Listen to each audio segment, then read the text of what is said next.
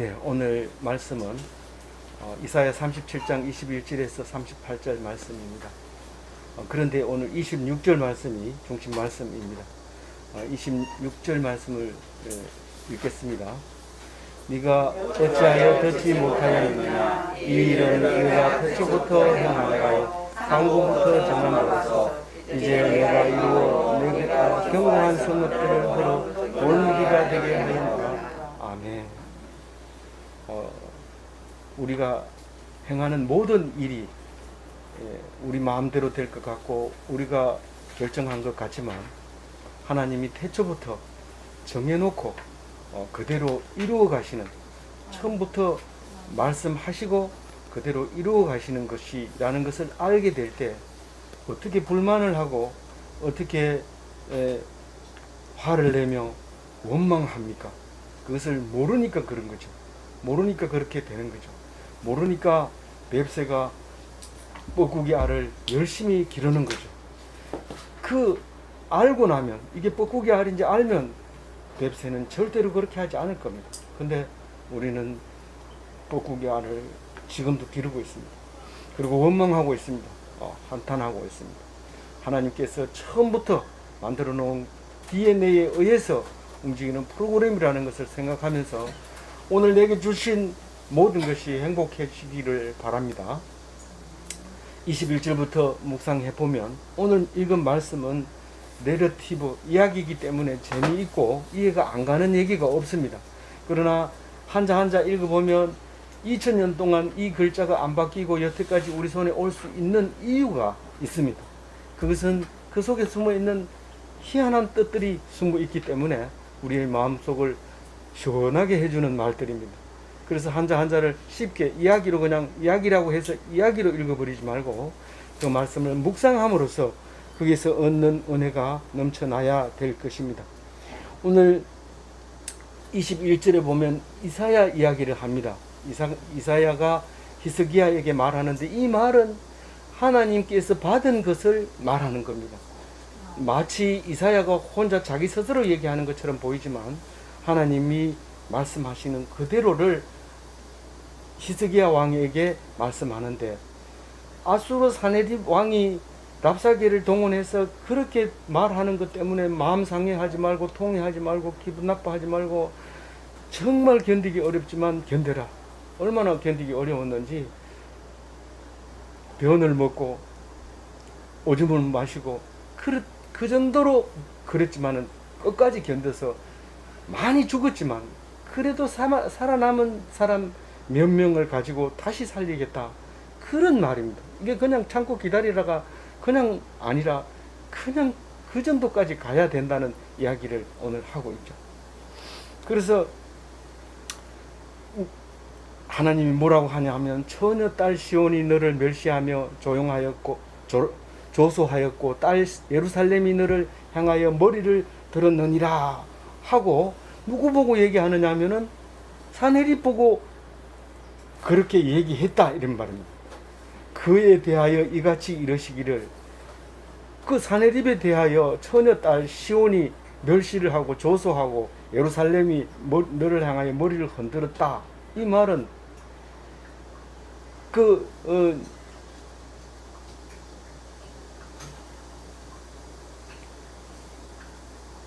사내립을 멸시 안 할 리가 없잖아요. 공격하려고 그냥 굶겨 죽이려고 포위를 해가지고 있는데 멸시하죠.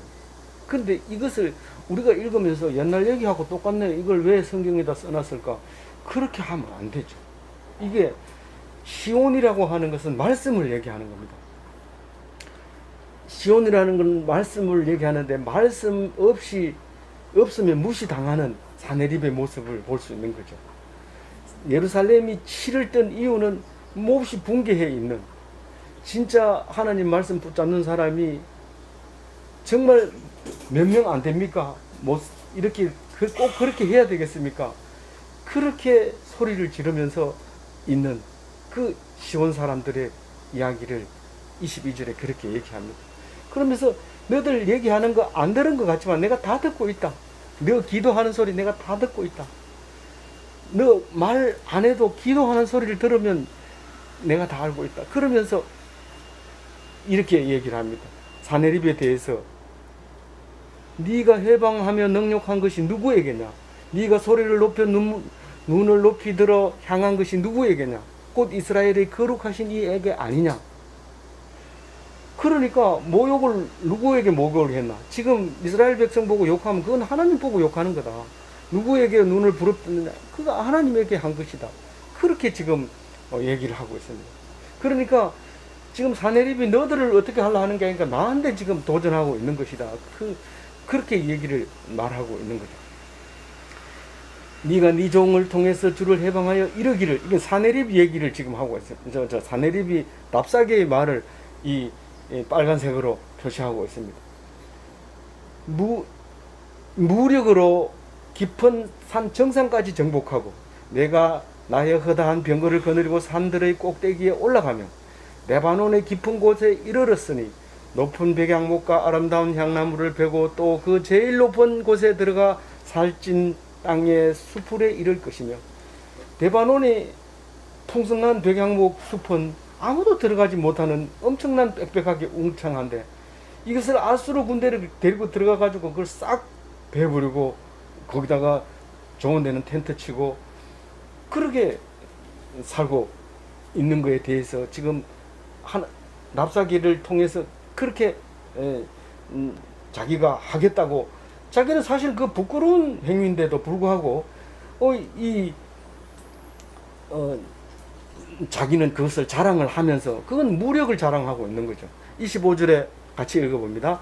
내가 우물을 파서 물을 마셨으니 내 발바닥으로 애굽의 모든 하수를 말리리라 하였다. 이거는 뭐 1차 독자 아니고는 참 말하기 어려운 말인데, 우물을 파서 물을 마셨다는 얘기는 자급자족했다. 어디를 가든지 땅을 파면 물을 먹을 수 있다는 거죠. 그러니까 이집트 문명이 발달하고 메소포타미아가 문명이 발달하는 이유는 거기에 창이라는 하수 때문에 그렇다는 것을 누가 봐도 뻔한 사실입니다. 그래서 메소포타미아는 이집트를 약간 겁냅니다. 왜냐하면 이집트의 나일강이 그 풍성함을 우리가 과연 쉽게 공격할 수 있을까?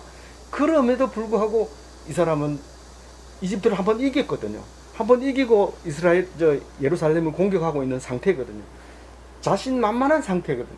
그때 이렇게 얘기하고 있는, 이거 교만한 거죠.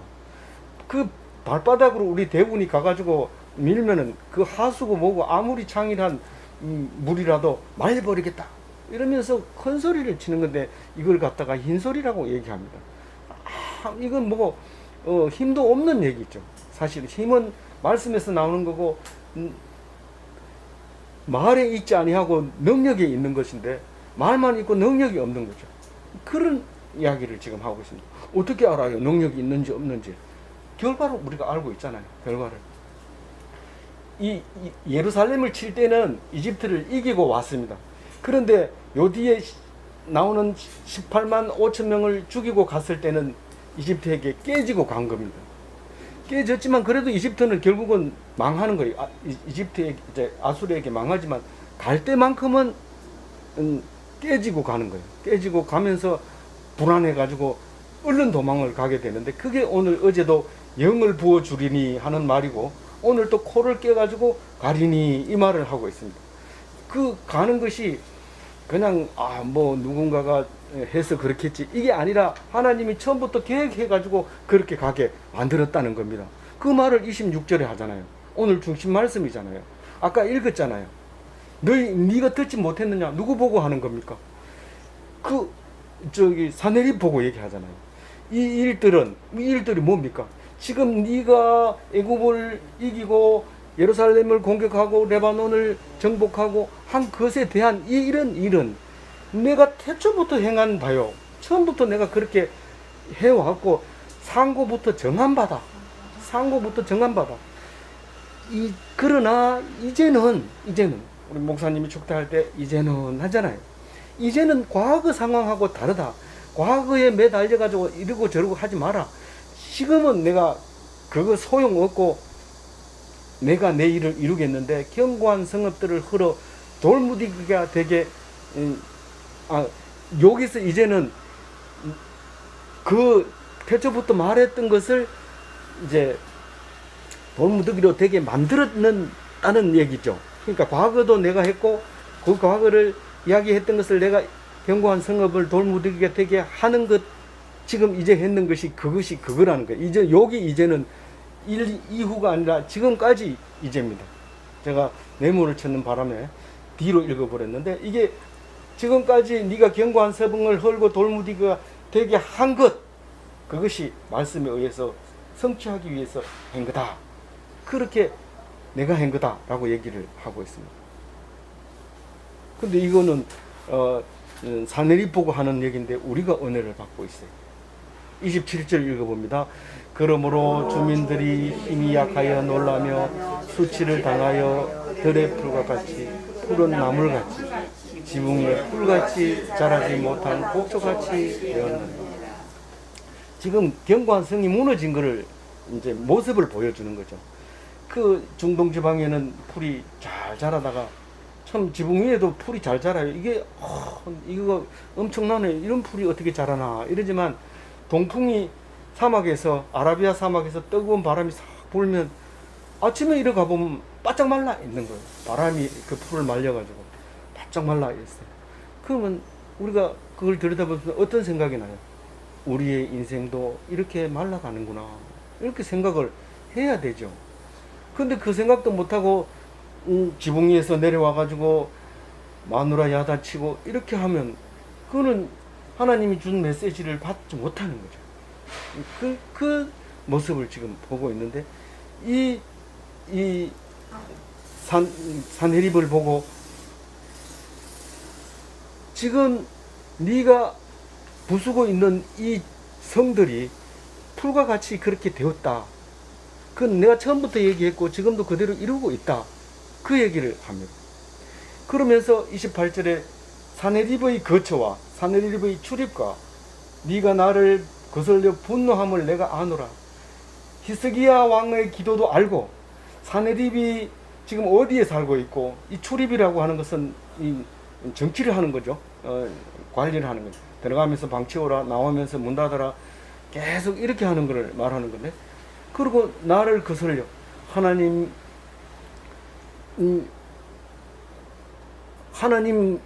말도 안 써요. 그냥 니들이 나한테 항복 안 한단 말이가. 이거는 나를 거슬려 분노한 거라는 거죠. 이거. 그렇게 하는 것을 28절에 말하면서 29절 읽어봅니다.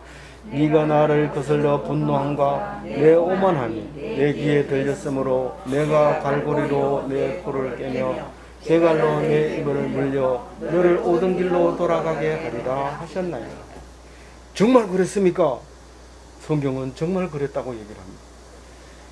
이게 코를 딱 끼는 것은 다른 성경에도 보면 사자 새끼를 우리의 이게 함정에 빠지면 딱 들어가서 코에다가 갈고리를 딱 끼면은 이 사자 새끼가 따라오는 거예요. 어미 같은 경우는 힘이 세기 때문에 쉽게 그렇게 하지 않지만, 새끼 사자는 그렇게 코에다 갈고리를 깨가지고 오면서 입을 또 물지도 모르기 때문에 입에다가 이렇게 손수건 같은 거를 딱 짬매준 것처럼 그렇게 해주면 물지를 못합니다. 그래서 제갈 물리고 코를 깨가지고 어디로 간다고요? 오던 길로 가는, 오던 길이 오더니 고향으로 돌려보낸다는 거예요.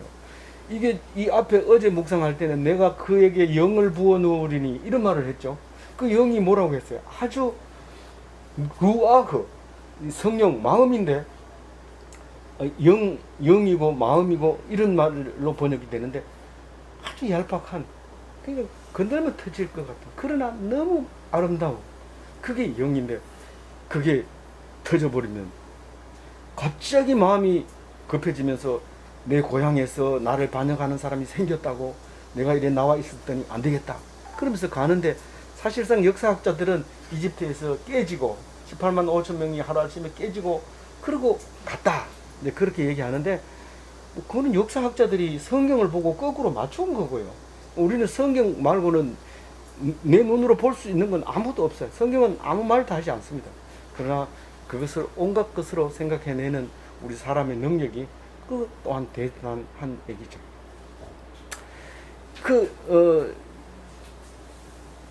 그 얘기를 지금 하고 있고요.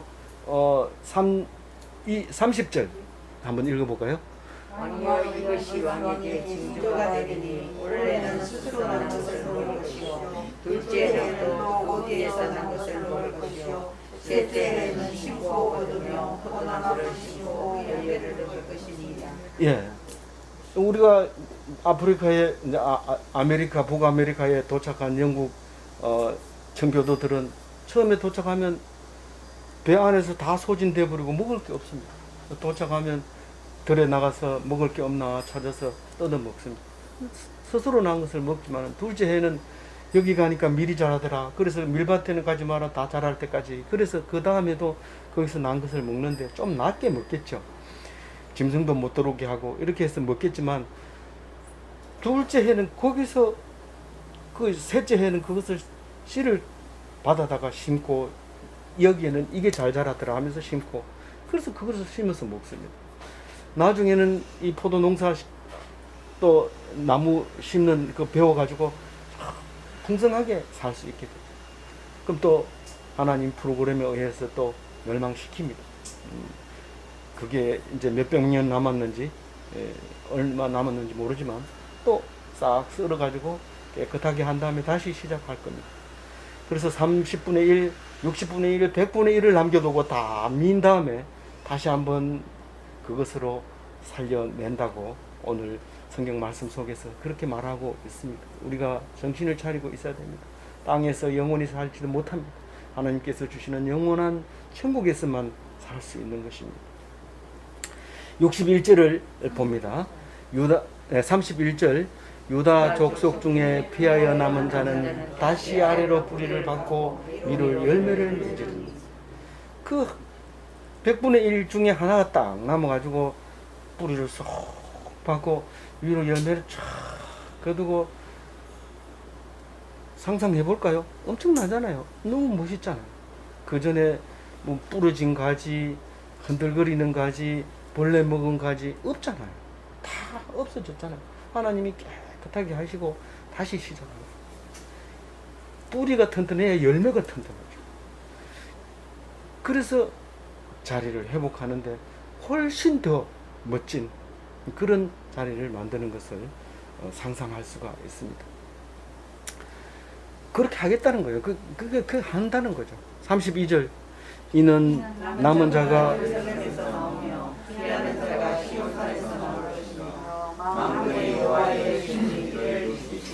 예, 제가 오늘 여호와의 열심으로 이 말씀을 생각하면서 제가 이 말씀으로 서원을 해야 되겠다 그런 생각을 했습니다. 예루살렘에서 누가 나와요? 남은 자가. 어디서 피해요? 시온산에서 피하는 자가 나옵니다. 거기에 뭐 하나 이상한 게 나오는데 그게 열매를 맺고 나라를 이루는 거죠.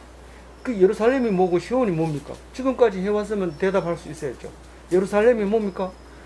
하나님이 계시는 곳, 하나님 백성이 계시는 곳, 그게 어디입니까? 저 중동 지방에 있잖아요. 그러면 2000년 동안은 어디가 있었어요? 2000년 동안 예루살렘이 없었어요. 거기 이스라엘 백성이 거기 살지도 않았어요. 무슬림들이 살면서 팔레스타인이라고 말했어요. 근데 2000년이 끝나고 지금 다시 살려놓은 거예요. 그럼 거기 어디가 있었다는 거예요? 이게 성경으로 있었다는 것을 우리에게 말하고 있죠. 성경 속에 하나님이 말씀으로 계시고 우리가 성경을 읽음으로써 하나님과 하나가 되며 하나님이 내 안에 내가 하나님 안에 있는 게 그게 예루살렘에서 나오는데 그게 남은 자가 나온다는 거예요. 그렇게 많은 사람이 나오는 게 아닙니다. 떼거리로 나오는 게 아니라 그렇게 쉽게 남은 게 아니라 죽기 직전에 살아납니다. 죽기 직전에.